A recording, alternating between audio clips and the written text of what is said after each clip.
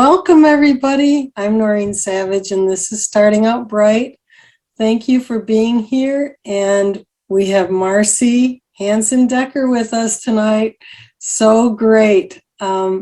Before we get to Marcy, I want to just tell you a little bit about myself because people ask me all the time, how did you get started with this? Well, my story starts really in 2019. My friend Lori posted on Facebook, and I didn't even know that she was on any kind of program. She said she lost 57 pounds in 1 year, and if anybody was interested, to just give her a holler. And so my little fingers flew over to Messenger, and I learned about Bright Line Eating. There's a book by Dr. Susan Pierce Thompson by the same name. And in the book, Dr. Thompson talks about 4 bright lines. One is no sugar, no flour, 3 meals a day, and weighed and measured portions. And when Lori told me about that, I thought, absolutely no way could I do that. Even though I had struggled with my weight for decades, there was no way. But we got together, she told me more about the program, and I just let that sit. And for the next 2 months, from May to July, I really realized where I was. I was in a lot of pain. With 270 pounds on a 5'2" frame, I was in pain. My feet, my knee especially, my back. There were many nights I went to bed really wondering seriously if I would wake up in the morning. I'm sure my husband worried too. And so there was a lot going on, and I finally decided I was going to give something else, Bright Line Eating, one more try. So I did. Lori suggested I get the book and that I get into the community. At that time, she suggested we eat bright with lines. Now there are many groups. I'm thinking over 50, plus the official Bright Line Eating book, which is a public group. Starting Out Bright, which is kind of with these shows. And it's just been a community of people who have been so encouraging to each other. And as I got going, I promised myself I would do what Lori did. At my 1 year, I would post in my Facebook if I made it that long. And so as the year came up, I'm a Christian, and I felt God say, Noreen, you can do more than that. And it was the time of Zooms with, COVID. And so the idea was if I could connect those who had been so encouraging to me with those who were such in a dark spot where I was, maybe it could bring some hope. And I have been absolutely amazed by those who have said yes when I've answered, like Marcy, who say, I don't know if I've got anything, special. Oh yeah, you do. I know that for sure. And I am so excited to welcome you, Marcy. Welcome. We talked the other day. What a great conversation. And, I told my story a little bit of getting into Bright Lining. And I want to say right now, I am nobody official, anybody. I am just like everybody else, just trying to improve my life. But as we talk, Marcy, you have your own story. And so if you wouldn't mind, could you bring us up to speed? How far back you want to go, but what brought you into Bright Line Eating? Sure, I'd love to share on that. But first, let me just say thank you so much for having me tonight. And I'm just so happy to see all the faces on Zoom. And I know people will watch this on the replay. And I'm just really thankful to be able to share tonight.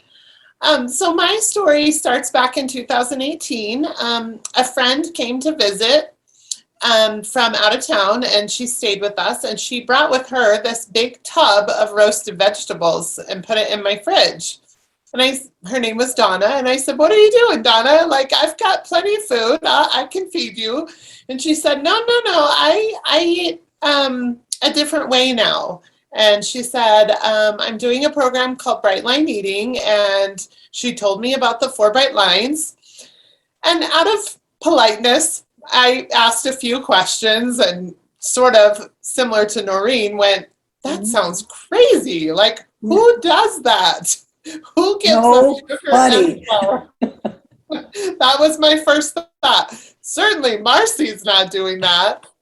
But as I talked to her more and more about what she was doing, and she started to tell me about the susceptibility scale and some of the science, and I started to realize, oh, wait a minute, I think there is something here for me. So we talked at length for the whole weekend she was here, many times about it. And when she left, she said, you should get the book and read it. So I did. And I knew it didn't take me very many pages in to realize this is for me. This person being described in the book is me, exactly. And I am an 8, probably pushing a 9 on the susceptibility scale. So I definitely am high. You know, Susan Pierce Thompson ranks 8 to 10 high on the susceptibility scale. So I'm definitely up there. I just want to ask you now, when you saw Donna with her vegetables, what had she been losing weight? Could you tell? So did she have that going with all the others? She looked wonderful. Okay. She and had lost about 60 pounds. Wow. And looked great and said she had tons of energy and had no brain fog. And I'm thinking, sign me up, until I heard about the no sugar, no flour. Right. But you're seeing her visually. You're seeing her tools, which aren't, I mean, vegetables, they're not crazy, but she's bringing that. And now she's just telling you the program. So enough to get you to get the book. Yep, she wasn't pushing it on me. She wasn't saying, you need this, none of that. I really feel like God was telling me, this is for you. And at what weight were you at that point? Do you know? I was remember? Right at 200, and I'm 5'7". All right. So I was at 200 was my heaviest, and I was definitely had tried many other things with no success or minimal success that never lasted. And one thing I have to tell you about myself is that I am 2 things. I'm a quantities eater. I like a lot of food. So I love a big plate or 2 or 3 plates full of food. So I've always struggled with quantities. And I've always joked that I don't have that full sensation in me. I could eat a massive amount of food and still not have that like Thanksgiving Day feeling. Oh, absolutely. Yeah. I'm right there with you. We didn't talk about this. I could out eat my husband any day, and he would just look at me and say, how do you eat that much food? So quantities have always been a struggle for me. And then I'm also a huge variety eater. I love variety. And I jokingly say I don't eat the same thing twice in a month, but that's not true. I do occasionally, but I really change my food plan every day. And I rarely eat the same thing in a row. So when you got into this and knowing those 2 things, variety and quantities, did you at first feel like this was going to be so restrictive? I mean, you already knew no sugar, no flour. I did. But I watched Donna eat, and she ate this humongous plate of vegetables. And I thought, hey, now a diet with a big plate of food, or even 2 plates of food, I could get into a diet like this, right? And at this point, I'm in diet mentality, just thinking like, wow, I could eat that much food and lose weight? Yes, I'm in. So did you get started right away then after you read the book? I did. I read the book and I decided to jump in, but I decided that I was smarter than Susan Pierce Thompson and her program. And so I was just going to give up sugar and flour, and I wasn't going to worry about the weighing or the no snacking.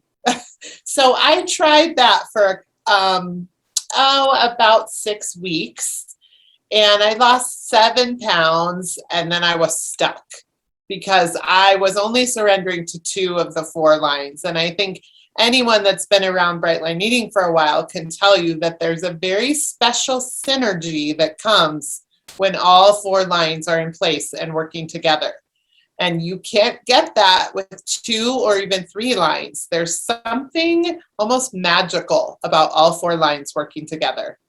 I agree. So did you give up at that point, or did you No, I had a very jump in? extreme circumstance in my life at that point. So 6 weeks in, I had lost 7 pounds. I was just holding, and I was diagnosed with a benign brain tumor. I had some odd headaches. I went in for an MRI. The doctors thought it was blood pressure related, but they wanted to check. So they did an MRI and found I actually had a significant tumor on my pituitary gland, which, if you're not familiar with pituitary, if you draw a line from your nose and the top of your head, where those 2 lines meet is where your pituitary gland is.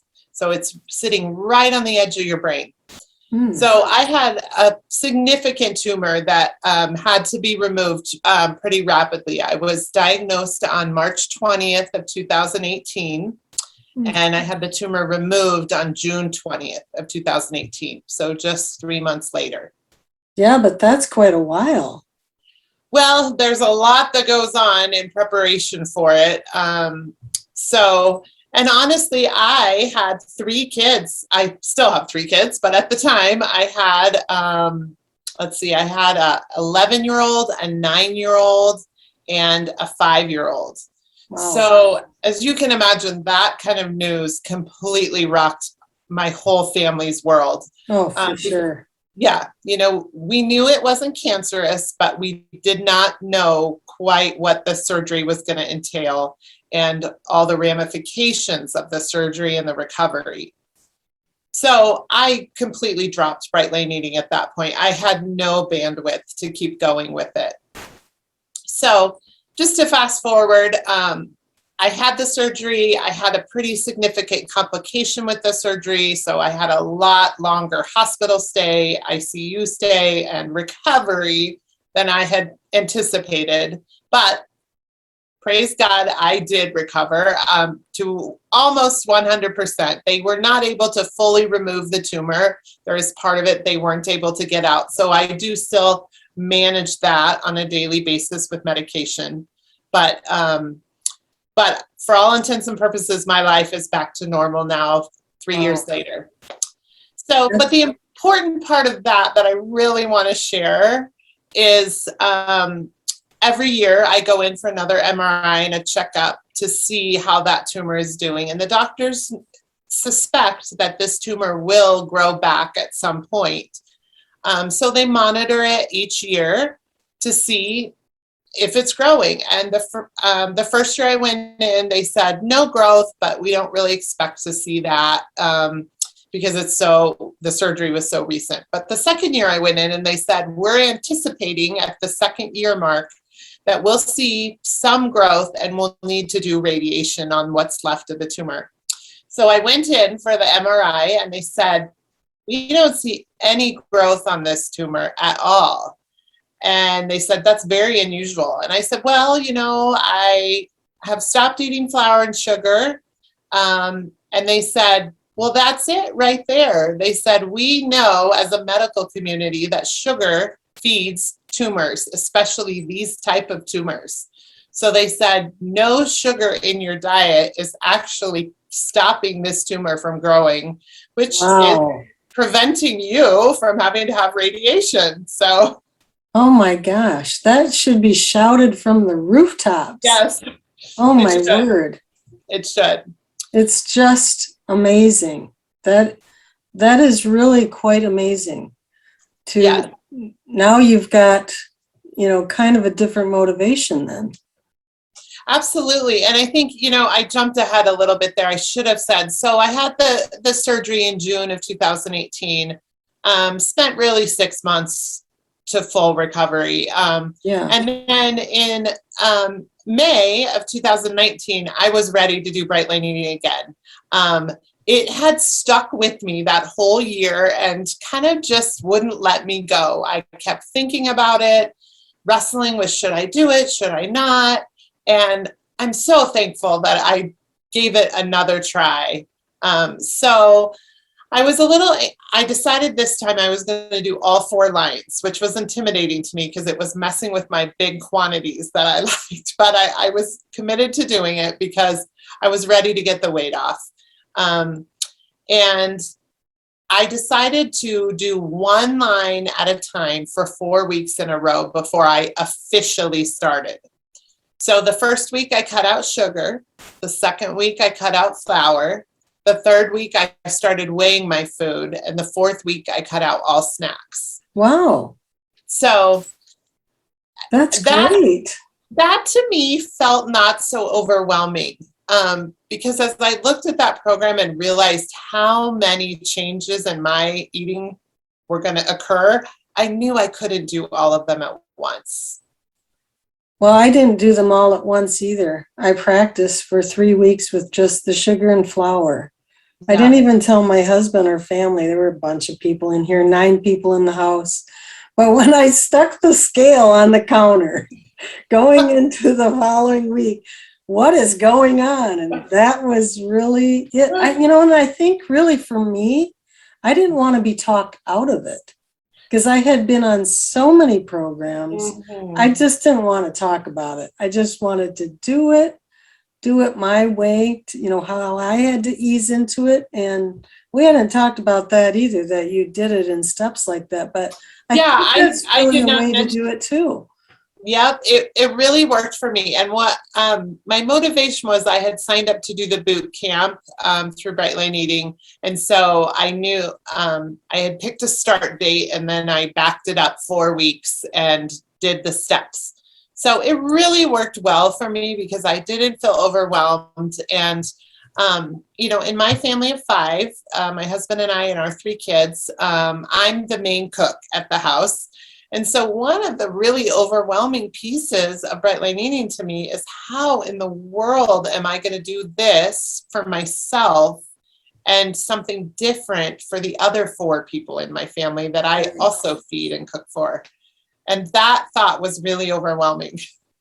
So how did you manage that? I mean, I first want to ask you how it went with when you got into the boot camp. Did you just stick with it then? Like no messing around like before, kind of doing it the Marcy way?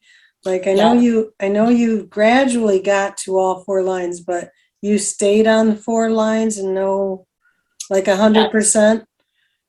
I did. We have a term in Bright Line Eating we use called crystal vaser, which is people that have never broken a line. And I am not in that category. But I did take the boot camp very seriously. I invested what I consider a decent amount of money to do the boot camp. And that really motivated me to take it seriously because I did not want to waste my family's money on something that I didn't take seriously. So I was very motivated.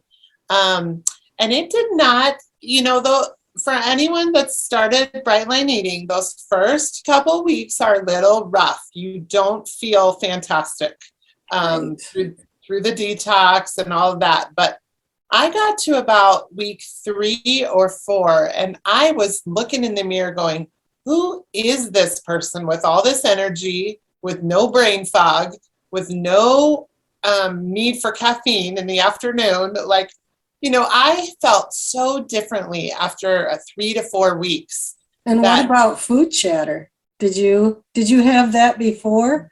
And yeah, I had quite a bit of food chatter. I was a classic person as far as constantly thinking, what am I going to eat next? How much am I going to eat? Where are we going to go out to eat as a family?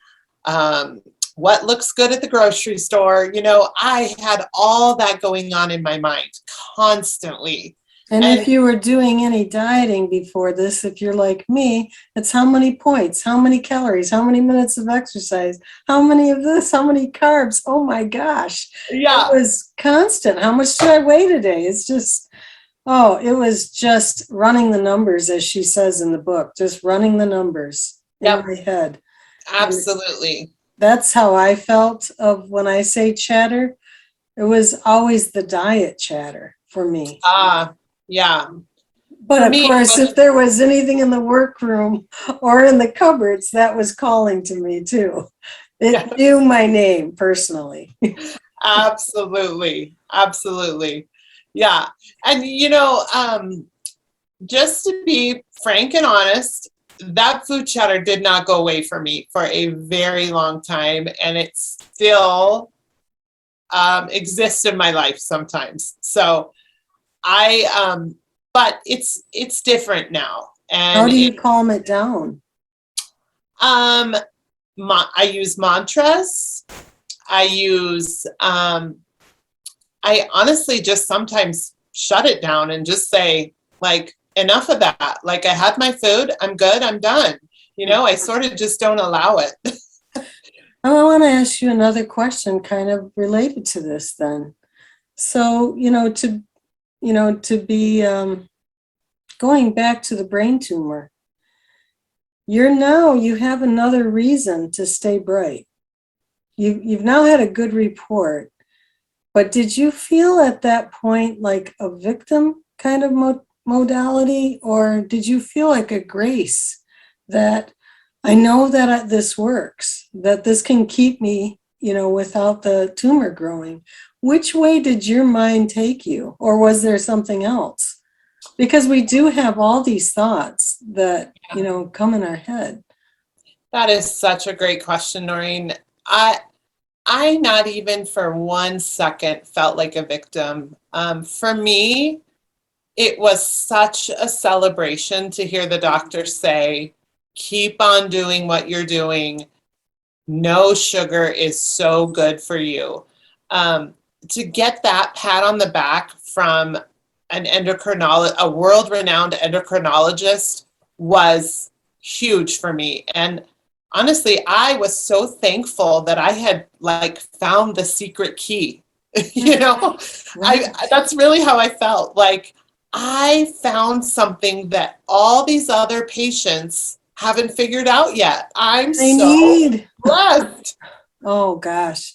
Well, and one thing we did talk about, though, was your prayer before that you really got started. And so this is Absolutely. connected too.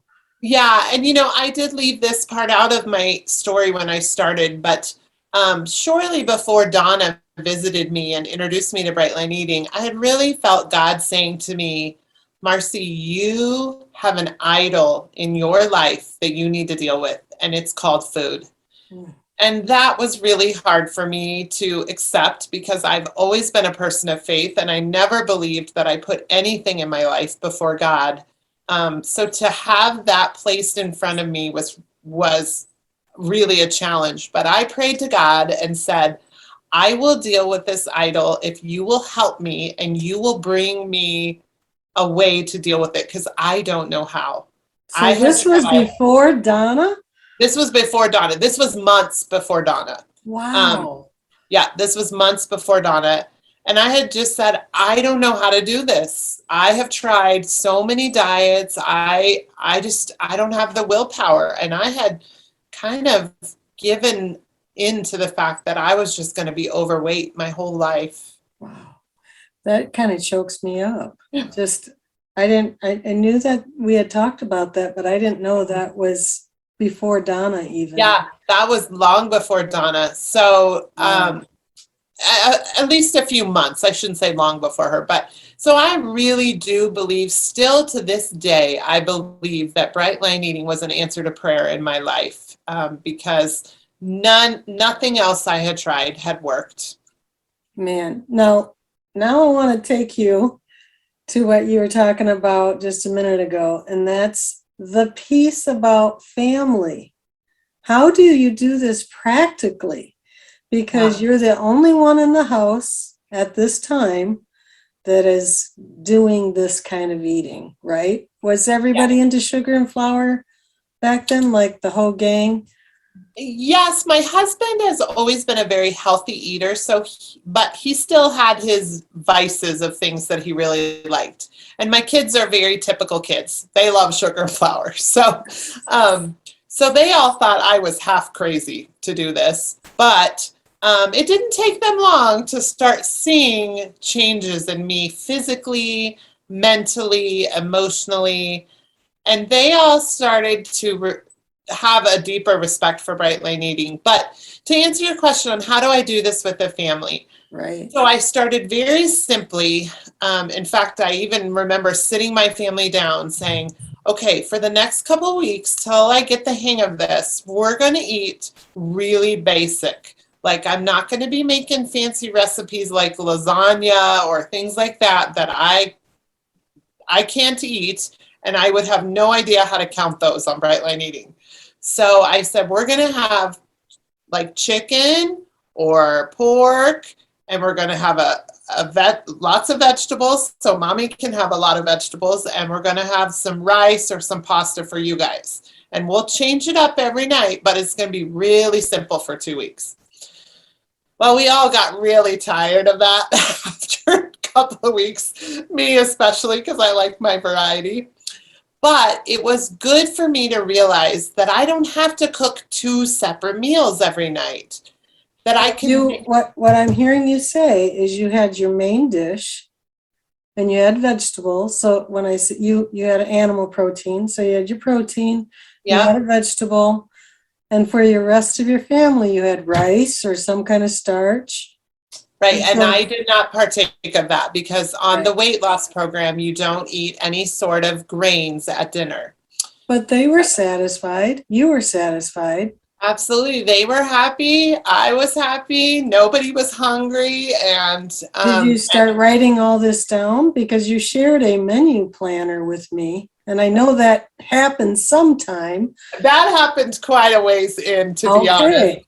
So I wasn't much of a meal planner before Bright Line Eating. I was sort of a take something out of the freezer at 4 o'clock kind of mom. But I started to hear people talking about things like Food Factory, which is where you make a bunch of food on the weekend and you get all ready for the week, and batch cooking. I started hearing all this chatter in boot camp in my Facebook house, and I thought, why aren't I doing that?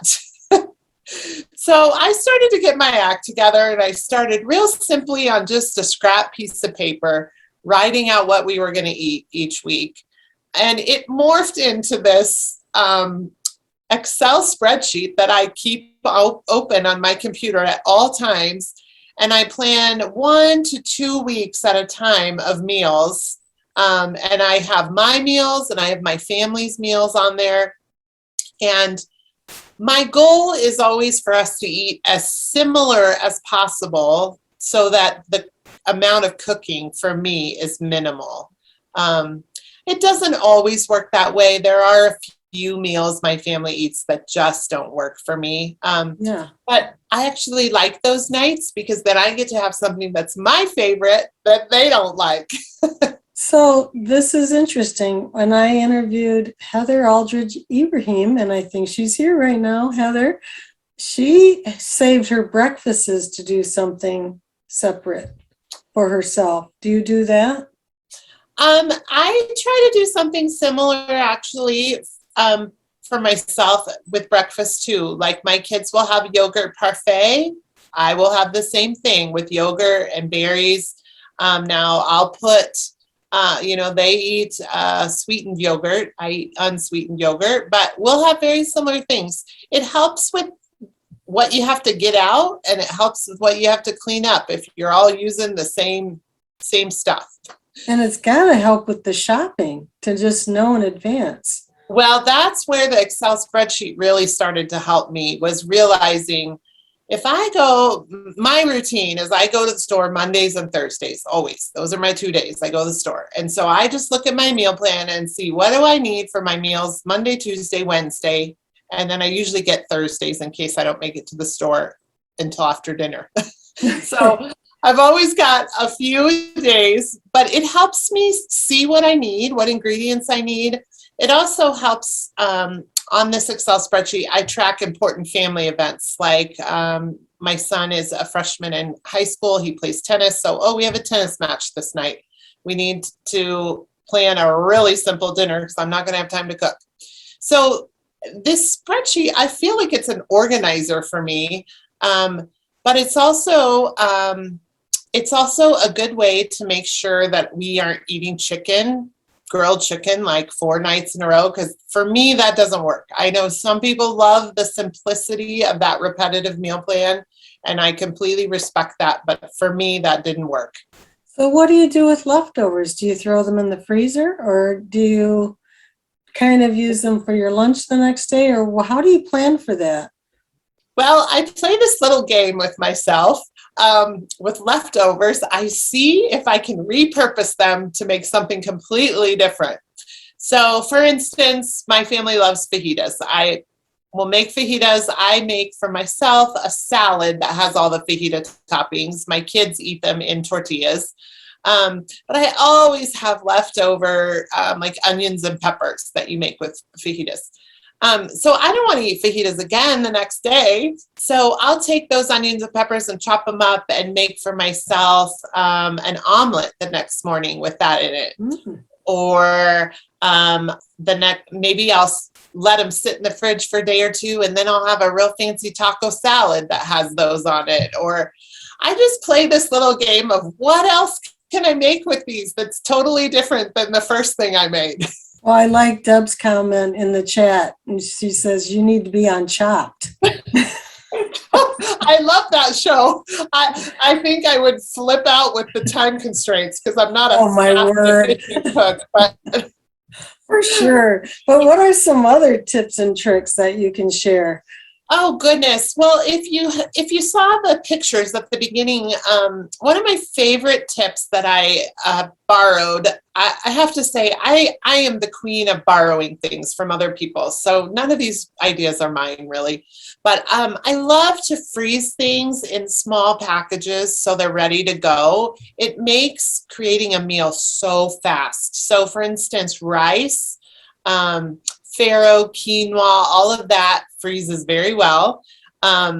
Sausage, shredded chicken, ground beef, anything like that. I usually put them in a 2-ounce package because often the recipes I'm making, I'm splitting my proteins and my fats. So I rarely eat like 4 ounces of a meat. I'm usually eating 2 ounces with something else.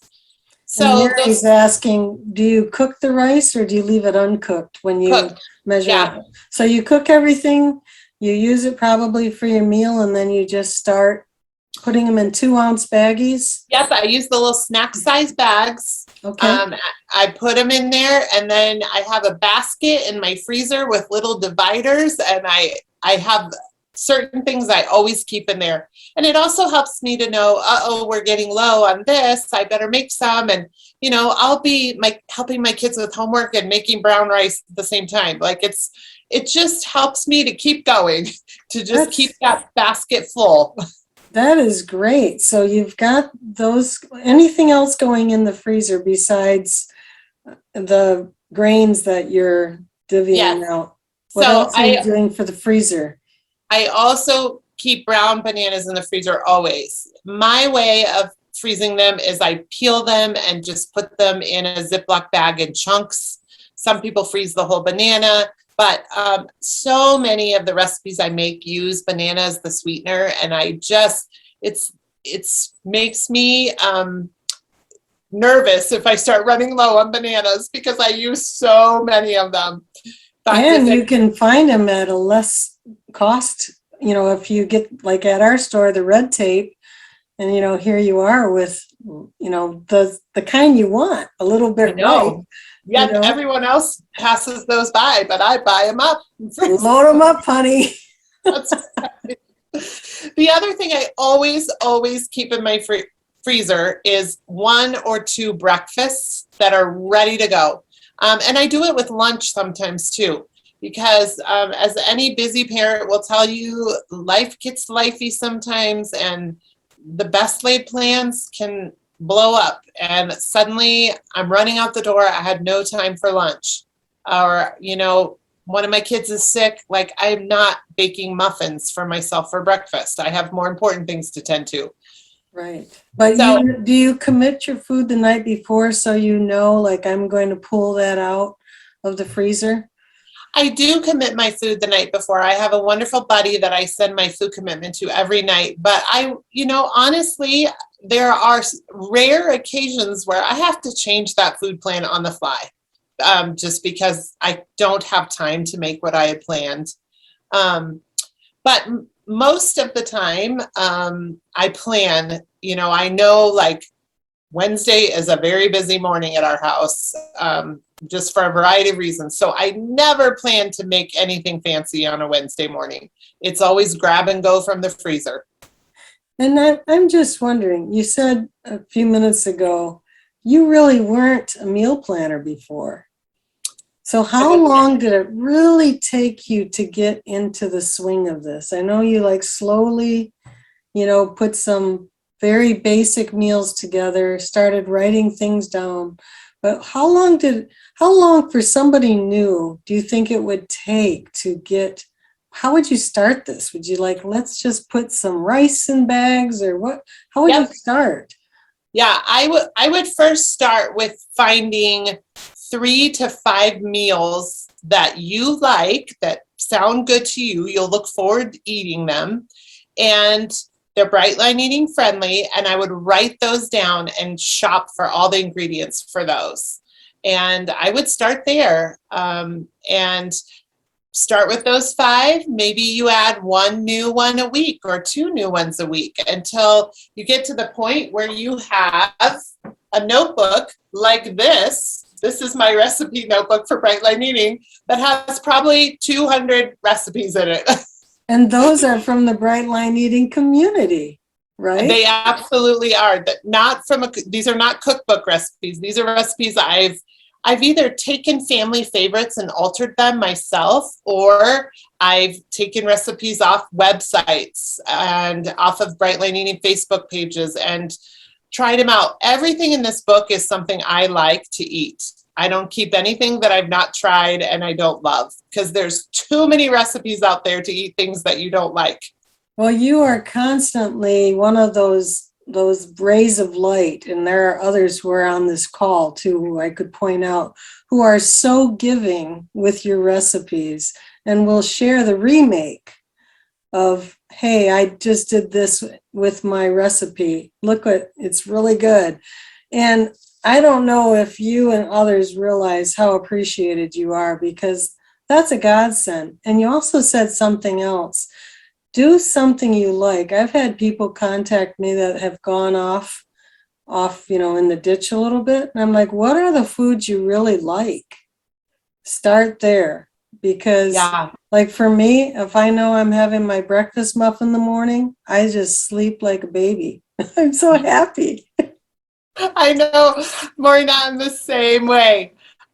In fact, my buddy, her name is Glenda Noyes. She's not on this call, but she and I have this little thing we do every few months where we say, oh, it's favorites week. And we commit to eat our favorite breakfast, our favorite lunch, and our favorite dinner for 5 days in a row.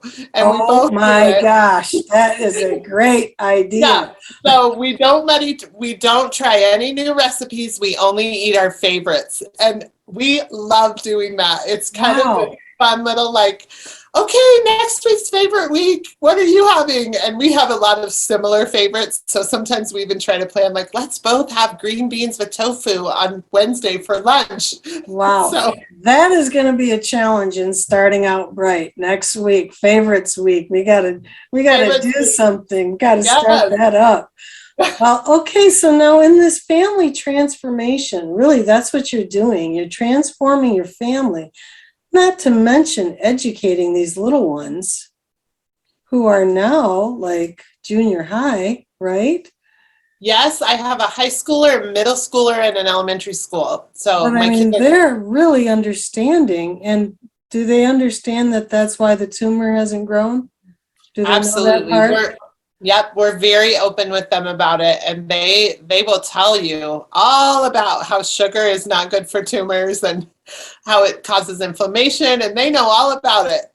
Wow. And you said something about how they saw in you. What changed about you besides the weight? Did you feel just calmer, or what? Was there a transformation in you other than the physical? Oh, absolutely. I mean, the physical was significant. I lost, in 6 months, I lost 55 pounds. And that was not being a crystal vaser, but being very committed to the program. I did not purposely go off the program at all. Not one cheat day, cheat meal, nothing for 6 months. Not Um, swapping foods from, Nope, nope. I just stuck to the plan. And so the physical transformation was significant, but my blood work started coming back amazing. Anyone that's in Bright Line Eating will tell you, you go have your first physical after you've been in Bright Line Eating for a while, and the doctors look at you like, how in the world did you improve this blood work so much? I mean, it's amazing. yes, that So happened to me too. yeah, it's Not so blood work, wonderful. but just everything else. Because I didn't have blood work that first time, but everything else was like, whatever you're doing, keep on doing that. Yeah, yeah, absolutely. So, I had energy. I was waking up. I'm always been a morning person, but I started waking up at like 4:30 in the morning, and my husband was going, "How are you only needing like 6 hours of sleep? I'd be a zombie if I was like you." But I I didn't need any more sleep than that. I had so much energy. It was crazy. I wasn't drinking coffee all day. I wasn't looking for a snack at 3 o'clock. And when you change that significantly, your family that knows you best, they notice. Right. They notice. And so my husband said to me after I had been on Bright Line Eating for a little over a year, and my husband, mind you, is a 2 on the susceptibility scale and has no weight to lose. He said, I'm going to give this no sugar, no flour thing a try because he said, I have seen such amazing changes in you.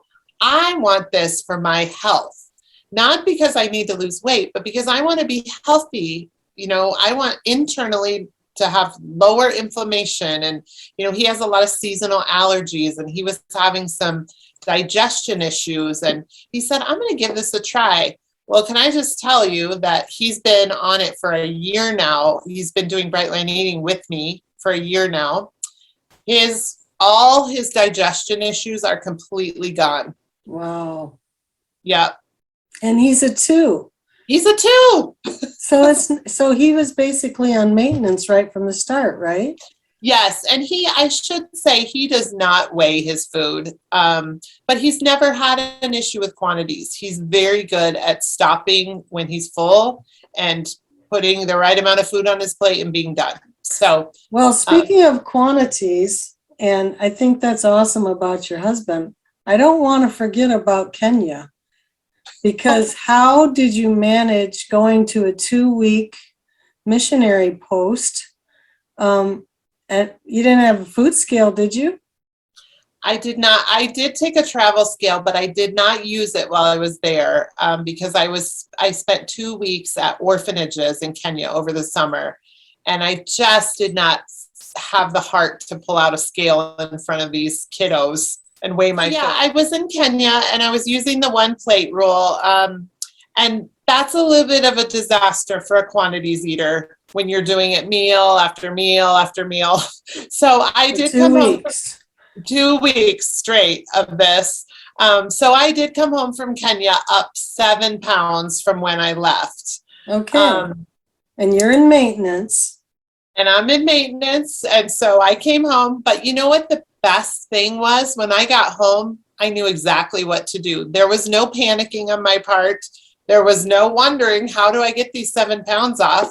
I simply removed. I had 3 ads. I removed 2.5 of them. And I did it slowly. That must be my thing. I took 1 out a week for 3 weeks.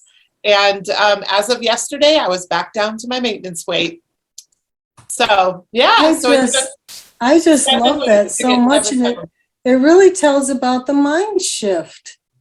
You just said you're not panicking. No.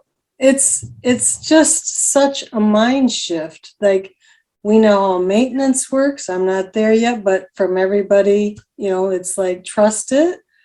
You take those ads out, you're now in weight loss. Yep. Yeah, And it's I a was blip on the really, map. yeah, it is. And I will go back to maintenance at some point, but right now, I just got back to my pre-Kenya weight yesterday. So I'm not in any hurry to go back to maintenance, but I will say I was very worried about being hungry, going backwards on ads. And can I just tell you, I have not struggled with hunger very much. Very little, and it's usually taken care of by a big glass of water, and I'm fine. Wow, that's fantastic. One more question about Glenda, because, she was on this program and so fantastic. She loves you to death. Oh, So when you and Glenda, what is your accountability like? I know you do each have the committing of food, right? we do. What does your accountability look like on a daily basis or weekly basis or however you communicate? Sure. Well, we started right when we both got to maintenance at the same time, and we started then, and we started a Marco Polo relationship, and we would Marco a couple times a week and just report in how we're doing. But that is more to we are the seriously the closest of friends, and we Marco every single day. Wow. In fact, my family teases me a little bit about it because it's like, oh, mom has to go Marco Glenda. She hasn't done that today. We better give her time. But So, just the joy, I can just see it and feel it. oh, she's my dearest, dearest friend. And we always talk about our Bright Line Eating Day. So right now we've been doing a little challenge of trying to be 100% bright with bites, licks, and tastes. So we're both working on that right now. And so we share every day about that. She loves variety and trying new recipes just like I do. So we always talk about food. But every night we both send each other a food commitment, and we've given each other permission to, if it's not on our phone by about 9 o'clock, hey, what's your food for tomorrow? So, and we've been doing this for almost 2 years now. Wow. It'll be 2 years in November. And So you just found each other in one of the groups. we did. Yeah, we did. That's so fantastic. Any other tips or tricks that you do? Because I know that you do the freezer food. What are other things that you do? I gotta hear them all. Yeah, well, one of the things that's helped me so much is I started writing a list of recipes by ingredients. And what I mean by that is, you know that feeling when you open a can of pineapple and you use 2 ounces and you have a whole bunch of pineapple left. What am I going to do with all this pineapple? So I started a list of recipes, and I just write on there pineapple, and then I list all my recipes that use pineapple. I do the same for chickpeas. What else? Things that I would open a package and not use the whole thing for. Like pumpkin. Pumpkin. That's a perfect one. Mm-hmm. Spaghetti squash. You cook up a whole spaghetti squash, and it's like, oh my gosh, what am I going to do with all this? So I have a tab on my Excel spreadsheet where I plan my meals that lists everything by ingredient. And I don't go down to the minute little, but it's really more things that are hard to use up. So it's kind of an index that you have as well so you have kind of an index of the food types, like let's say cherries, pineapple, all of that. Yeah. With the name of the recipe, and then you have the recipes. Yes, and I usually put where I can find the recipe. So it's either in my book or it's in my saved file on Facebook, or it's, I have a few different places. I'm always tracking. And the other thing that's helpful is, you open your fridge and you see that little bit of cheddar cheese, and it's like, oh, that cheese has been in there a while. It's going to get moldy. What do I do with that? I just quick go to my list. Okay. Oh, here, I haven't had this in a while. It sounds good. I can use that up. Wow, that's so smart, really. And overall, the family must be just excited to see the menu, right?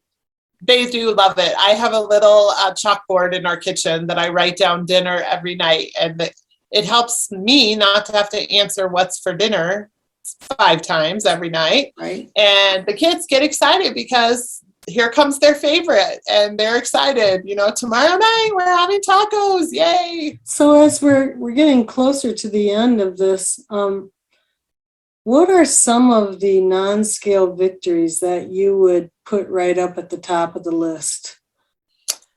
Absolutely. Well, for me, dealing with the idol in my life, that was my number one non-scale victory, is feeling like I did what God asked me to do.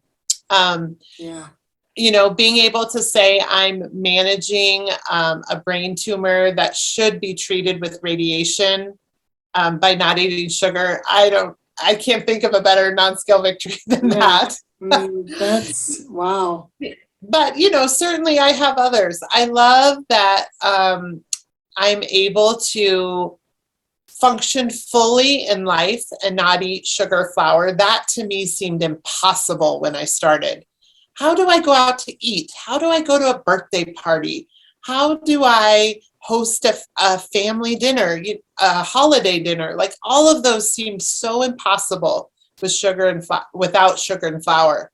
And now I don't even give them a second thought. I have successfully navigated just about any food situation that I can think of with Bright Line Eating, and it's been fine. Vacations, holidays. Do you bring your own? In some of those situations, do you bring the potluck dish that is going to be handled by you mostly? I do sometimes. It will depend. If it's a holiday dinner and I'm hosting it at my house, then I make stuff that I can eat and then stuff that I can't eat, and I'm okay with that. If I'm going to someone else's house, I usually navigate that by checking ahead of time. What are you fixing? Would you mind if I brought something that works for me to eat? Going out to eat, my family has a huge list of restaurants we go to, and I just kind of know what I order at each place. And you know that even if you go over in the quantities, as with anything, it's a blip on the map. You know that your next meal will most likely be weighed. It might even be a portion right out of the freezer. Yep. Like, already been handled. Like, you've already figured this out. It just seems like such peace and a lifestyle. Yeah, it does. For me, it has been. I love living in a right size body. I started in size 14 clothes, and now I wear an 8. And I love being in a right size body. I love being able to do any activity that I want to. I've been recently really enjoying yoga, and that was something that was really hard for me to do before because I couldn't do a lot of the poses. I just had too much roly-poly. Wow, I've got the roly and the poly. I'm still working on it. It'll come. So, and I'm confident it will, no matter, it may be slow, but, as we're winding down here, there's somebody I know is new in this chat right now, but there will be others who are watching this. And they may not have the extreme health situation that you were in, but they may have the food chatter or whatever, that they just want to be in better health, be at a better weight. What would you say to them? I would say that I know you've tried what you think is every diet on the face of the planet, but this one is different, and give it 100%. Go all in, and it will absolutely change your life. Yeah, absolutely. Well, Marcy, what a delight. I am so thankful that you said yes when I asked you to join me on this Starting Out Bright. You have so much to share and so much goodness. I'm so happy to hear the transformation in your family and what, the education that you're giving your children, and who they're going to share that information too. But even taking control of your own health, wow, what a blessing all over the place. Yes. And truly an answer to prayer. Just so wonderful. Do you have any last words as we close off? I just want to encourage some of you out there that maybe feel like this is taking forever, or am I ever going to get there, to just stick with it and stay strong and know that even if you're not in your right size body yet, every day in Bright Line Eating, you're getting healthier and healthier. And really, for me, that is the most important thing, is health. Because if we don't have our health in life, we don't have anything, right? You can have as much money as you want, you can have as many possessions, houses, whatever, but if you don't have your health, none of that matters. So focus on getting healthier and the transformations that are happening on the inside, and the weight will come off. And you're going to be so happy when you do eventually get there, but don't give up. Oh, that is so well spoken. And wow, we're going to be still watching you in all of the groups, Marcy. You have so much generosity in you, and all of these recipes that you've converted, and just everything that you've shared of hope tonight. And I just really enjoyed talking with you. So I hope that we'll stay in touch, both in the group and who knows, maybe someday in person.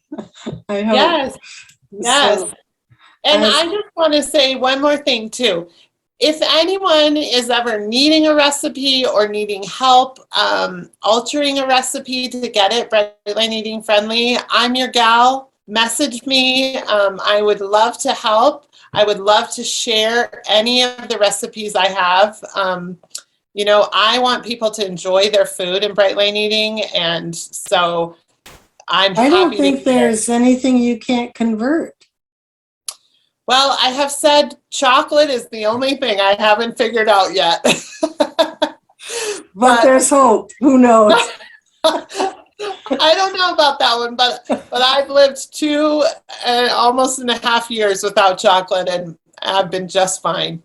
Yeah, well, so great, Marcy. Well, thank you so much. And thank you, everyone, for being here tonight.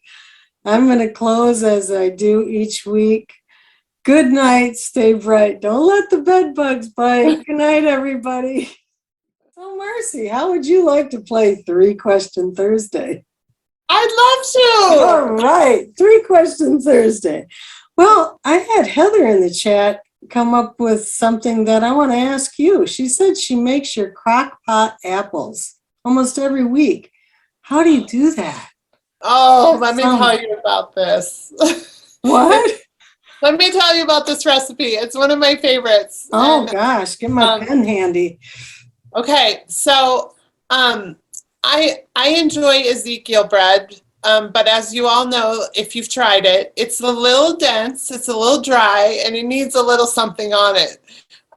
But that I'm aware of, no jam or jelly out there that's Bright Line Eating friendly.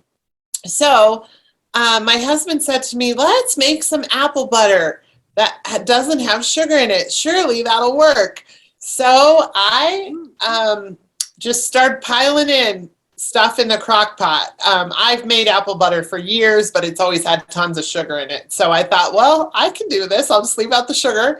I wasn't convinced it was going to turn out well, but oh my goodness, did it turn out so good. So you're going to want 6 to 8 Fuji apples, and don't try any other kind. I'm just telling you right now, you got to use Fuji apples. And I don't know, Heather might use something else, but for me, it's only Fuji. And then you're going to put, you know what? Hold on. I'm just going to look at the recipe so I can give you the exact awesome of cinnamon. Here. Okay. 6 to 8 Fuji apples. Write that down, Phyllis. Yes. 6 to 8 Fuji apples. You can slice them, dice them, whatever. Throw them in the crock pot. 1.5 tablespoons of cinnamon. That's a lot of cinnamon, but it's good. If you're using 6 apples, you might want to go down to like 1 tablespoon. You don't want too much cinnamon or it'll get bitter. Do you peel the apples? No, Nope, I don't peel them at all. I leave the peel on there because that's where all your nutrients are. A half teaspoon of nutmeg, a quarter teaspoon of ginger, and a quarter teaspoon of salt. Mm. And just cook those in the crock pot till they're complete mush. And then I just use a masher, mash them up, and they turn into like an apple jelly that is so sweet you would never believe there's no sugar in it. And so you just weigh that out like regular Yeah. fruit. Oh my Like word. Yeah, and it like 0.5 ounces of that is for me plenty to cover a piece of Ezekiel bread. That's So it leaves you fantastic. lots of other fruit for whatever else you're having. Wow, gotta try that. I've got another food question because you posted a recipe and it has cooked oatmeal in it. Hmm. So how does that work out? Okay, wait, I just have to go back to the apple butter really quick. It freezes fantastic. So if you're worried about making too much, just freeze it in mason jars and it'll be just fine. And there was a comment that actually said soak apples in baking soda water to eliminate pesticides if not organic. Oh, that's a very good tip. So I'll put that out there. Soak apples in baking soda water to eliminate pesticides if not organic. Okay. All right. So the question that's next is, I think this is, and that's 1 teaspoon to a gallon of the baking soda. So the second question is about cooked oatmeal in your recipe. Now I know this bulks up your recipe. So can you talk about that? Yeah, well, that recipe I posted, the peanut butter banana muffins, does have cooked oatmeal in it. It's the only muffin recipe I make with cooked oatmeal, but it does really bulk up and add moisture to the muffins, so they've got a really good texture to them. Most muffin recipes make 5 or 6 muffins. This one makes 8.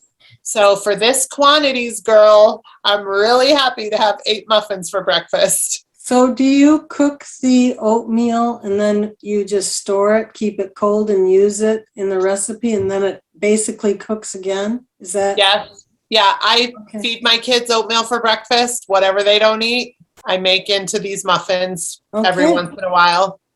All right. Well, I've got a third question that's about food too. Bring it on. Well, it's because I've wanted to make this recipe that you posted as the banana bread. And it's got psyllium husks in it. Yeah. First of all, what kind of psyllium do you use? Because if you go and look, there are a couple kinds. Ooh. You know, I just went to the local health food store and asked for psyllium husk. Okay. I honestly don't know the different kinds and what's better. Mine is like a powder. It reminds me of wheat germ or something. It's very powdery. Okay. And if you're not familiar with psyllium husk, it's what's in Metamucil, and it can help make you regular, but I don't use it for that reason. I use it because it gives baked goods an amazing bread texture.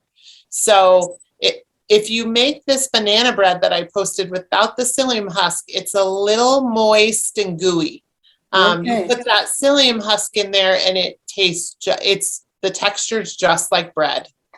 Wow. Well, so, but one disclaimer about psyllium husk, because I see my friend Linda Steele there, and I just feel like this needs to be said, that some people have had an allergic reaction to psyllium husk. So you may want to just try a tiny little bit before you bake with it to make sure you're not one of those people. That's really good advice. Okay, so those were 3 food questions. I'm going to ask one more because even though it's 3 question Thursday, what you mentioned about mantras. What is a mantra that keeps you going? I don't think you actually stated your mantras in the Zoom. No, I didn't. You know, I have a bunch of them written down because different ones speak to me at different times in my Brightline eating journey. One I used a lot in the beginning was, I've tasted that, I know what it tastes like, and I don't need to taste it again. I still bake things for my kids occasionally, less and less, but I do occasionally bake things that I don't eat just for them. And, even after doing this for 2.5 years, sometimes that smell and seeing that stuff messes with you a little bit. And I have to just quick shut that down and say, oh, no, no, no. I've tasted this. I know what it tastes like. I don't need to taste it again. Yeah. So my other one I use a lot, especially if I'm dealing with hunger, is nobody ever died from hunger between breakfast and lunch. There's always another meal coming in an hour or two. Yeah, boy, and so much to be grateful for that we have food, plentiful and good food. And when you're using your recipes, wow, even better food. Even better food. So Marcy, thanks again so much for being on Starting Out Bright. And thank you for playing 4 question Thursday. Yes, you're so welcome. And so wonderful to see everyone's faces tonight. Some of my friends, it's fun to see you all on here, and new friends and old friends. So so great. Thank you. And thanks everybody. Good night. Good night. Stay bright.